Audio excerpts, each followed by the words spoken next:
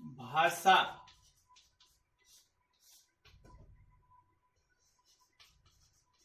भाषा वह साधन है, भाषा वह साधन है जिसके जरिए हम बोलकर,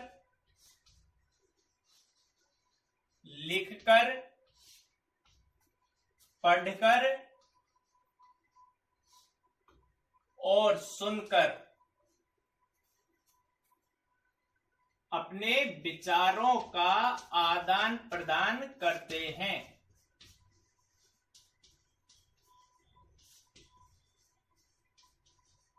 अपने विचारों का आदान प्रदान करते हैं। भाषा वह साधन है जिसके जरिए हम बोलकर, लिखकर, पढ़कर और सुनकर अपने विचारों का आदान प्रदान करते हैं। किसी भाषा को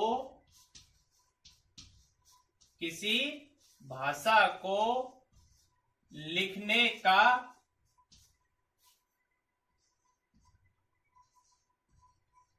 ढंग या तरीका, किसी भाषा को लिखने का ढंग या तरीका लिपि कहलाता है। किसी भाषा को लिखने का ढंग या तरीका लिपि कहलाता है। लिपि और भाषा,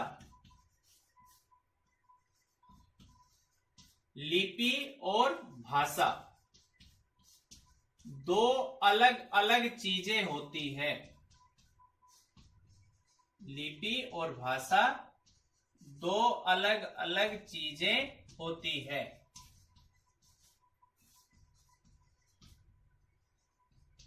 भाषा वो चीज है जो बोली जाती है। भाषा वो चीज है जो बोली जाती है। लिखने को तो उसे किसी भी लिपि में लिख सकते हैं। लिखने को तो उसे किसी भी लिपि में लिख सकते हैं। लिपि और भाषा दो अलग अलग चीजें होती है। भाषा वो चीज है जो बोली जाती है। लिखने को तो उसे किसी भी लिपि में लिख सकते हैं। लिपि के प्रकार, लिपि के 3 प्रकार होते हैं। पहली चित्रलिपि, दूसरी ब्राह्मी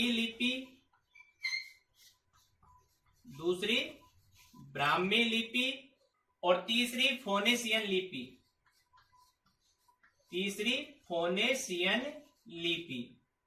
लिपि के 3 प्रकार होते हैं। पहली चित्रलिपि, दूसरी ब्राह्मी लिपि और तीसरी फोनेशियन लिपि। चित्रलिपि चीन, जापान में प्रयुक्त लिपियां चित्रलिपि है। ब्राह्मी लिपि से व्युत्पन्न लिपियां देवनागरी तथा दक्षिण एशिया एवं दक्षिण पूर्व एशिया में प्रयुक्त लिपियां। फोनेशियन लिपि से व्युत्पन्न लिपियां संप्रति यूरोप, मध्य एशिया एवं उत्तरी अफ्रीका में प्रयुक्त लिपियां। ये तीनों लिपियां 3 अलग अलग क्षेत्रों में विकसित हुई जो पर्वतों एवं मरुस्थल द्वारा एक दूसरे से अलग अलग स्थित है। व्याकरण B+A+ करण यानी भलीभांति समझना। व्याकरण वह ग्रंथ है जो किसी भाषा को भलीभांति समझने के लिए प्रयोग किया जाता है। अर्थात व्याकरण एक ऐसा ग्रंथ है जो भाषा का शुद्ध उच्चारण, शुद्ध लेखन और शुद्ध प्रयोग करना सिखाता है। व्याकरण वह ग्रंथ होता है जो भाषा का शुद्ध उच्चारण, शुद्ध लेखन और शुद्ध प्रयोग करना सिखाता है। व्याकरण का दूसरा नाम शब्दानुशासन भी है। व्याकरण अनुशासन करता है। वह बतलाता है कि किसी शब्द का प्रयोग किस तरह करना चाहिए। व्याकरण हमें यह बताता है कि किसी शब्द का भाषा में किस तरह प्रयोग करना चाहिए। व्याकरण के प्रकार। व्याकरण के 3 प्रकार होते हैं। पहला वर्ण विचार, दूसरा शब्द विचार, तीसरा वाक्य विचार।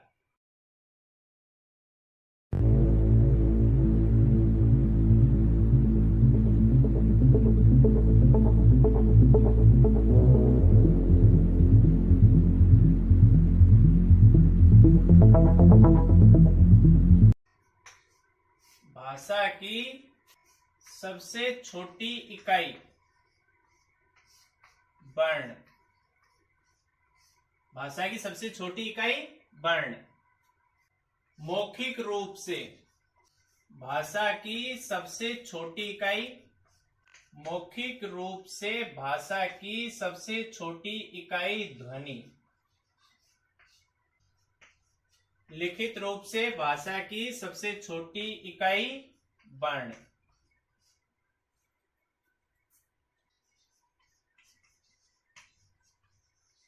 अर्थ के आधार पर। अर्थ के आधार पर भाषा की सबसे छोटी इकाई शब्द। अर्थ के आधार पर भाषा की सबसे छोटी इकाई शब्द। भावार्थ के आधार पर भाषा की सबसे छोटी इकाई वाक्य। भावार्थ के आधार पर भाषा की सबसे छोटी इकाई वाक्य होती है।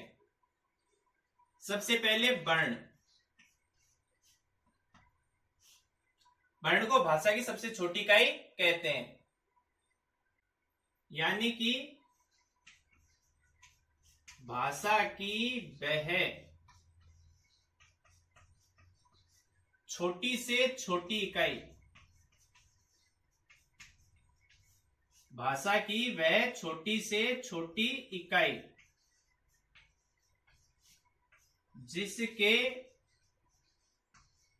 जिसके और अधिक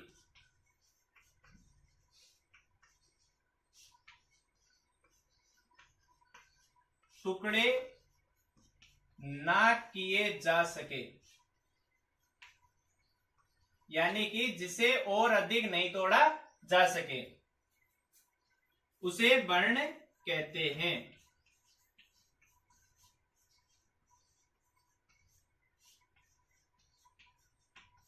भाषा की वह छोटी से छोटी इकाई जिसे और अधिक या जिसके और अधिक टुकड़े ना किए जा सके उसे वर्ण कहते हैं। ध्वनि।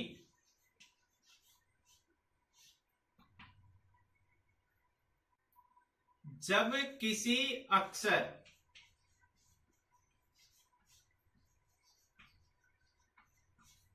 अथवा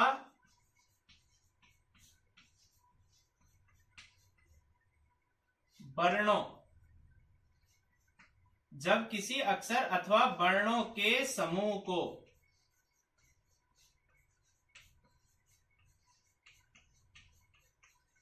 मौखिक रूप दे दिया जाता है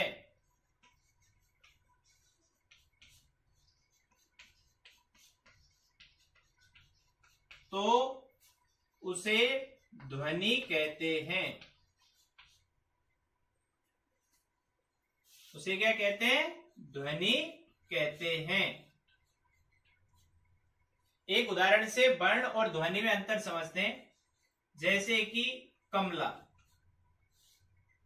कमला एक शब्द है, इसमें हम पहले वर्ण छांटते हैं और उसके बाद में इसमें ध्वनि छांटते हैं। वर्ण और ध्वनि। कमला शब्द में कै प्लस ए प्लस में प्लस ए प्लस ले प्लस आ। कै प्लस ए प्लस में प्लस ए प्लस ले प्लस आ। कमला शब्द में कुल 6 वर्ण है। कमला शब्द में कुल 6 वर्ण है और इसमें ध्वनि के प्लस में प्लस ला। यानी कि कमला शब्द में 6 वर्ण और 3 ध्वनि है। कमला आ।